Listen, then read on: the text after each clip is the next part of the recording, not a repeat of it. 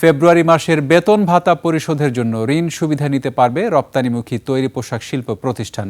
শ্রমিক কর্মচারীদের বেতন ভাতা পরিশোধের জন্য সর্বশেষ ৩ মাসের গড়ের সমপরিমাণ ঋণ নিতে পারবে প্রতিষ্ঠানগুলো। এই ঋণের সুদ হার হবে বাজার ভিত্তিক।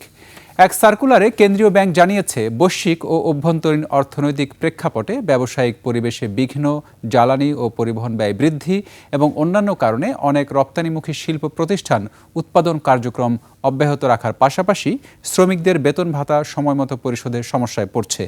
এ পরিস্থিতিতে উৎপাদন সক্ষমতা ও রপ্তানি প্রবাহ সচল রাখতে আর্থিক সহায়তা প্রয়োজন। নির্দেশনা অনুযায়ী রপ্তানিমুখী শিল্প প্রতিষ্ঠানের শ্রমিক কর্মচারীদের ফেব্রুয়ারি মাসের বেতন পরিশোধের জন্য ঋণ সীমার বাইরে গ্রাহকের সক্ষমতা বিবেচনায় মেয়াদি ঋণ সুবিধা দেয়া যাবে।